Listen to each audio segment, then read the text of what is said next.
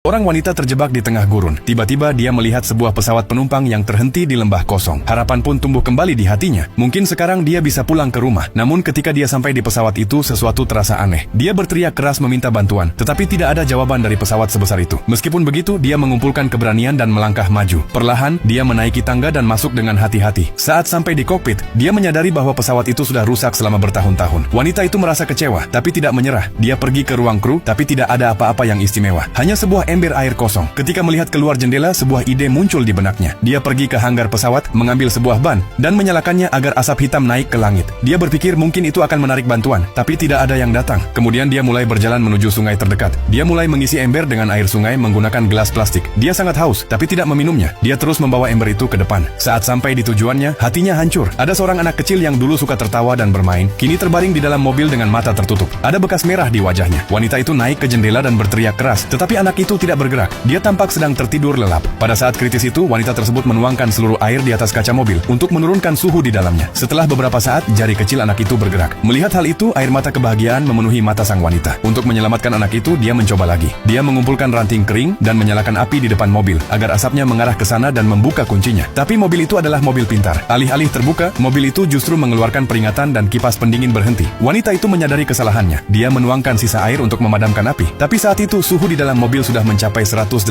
derajat. Anak itu kehilangan kesadaran. Wanita itu tidak tahan lagi. Dia mengambil kunci Inggris besar dan mulai memukul mobil dengan keras. Pertama dia memukul kap mobil, lalu mencoba menghancurkan pegangan pintu. Tapi mobil itu terlalu kuat. Tidak terjadi apa-apa. Hatinya hancur lagi. Lalu tiba-tiba roda mobil mulai bergerak. Wanita itu mencoba menghentikannya, tapi mobil itu terlalu berat, bertonton bobotnya. Mobil mulai bergulir ke arah tebing yang curam. Kemudian sebuah batu kecil tersangkut di roda dan menghentikan mobil tepat di tepi jurang. Namun kondisi anak itu semakin memburuk. Sekarang wanita itu mengambil keputusan. Dia melepaskan batu itu dengan kunci Inggris dan mendorong mobil itu sendiri ke arah tebing. Begitu mobil itu miring, sistem keamanan otomatisnya aktif. Sistem hidrolik meluruskan mobil, dan mobil itu jatuh dengan aman ke dasar lembah. Wanita itu segera berlari. Dia tergelincir, tapi tidak berhenti. Ketika melihat mobil itu selamat, dia terkejut. Sebuah cahaya bersinar di dekat pegangan pintu mobil. Ketika dia membuka pintunya, dia sampai pada anak itu. Anak itu masih tidak sadarkan diri. Hati wanita itu kembali hancur. Dia harus pergi ke rumah sakit secepatnya. Dia naik ke mobil yang sama dan menekan tombol start. Mobil itu mulai bergerak, melaju dengan gemetar melewati lembah. Beberapa saat kemudian mereka sampai di rumah sakit. Di sana anak itu membuka matanya, dan air mata kebahagiaan mengalir di mata sang ibu.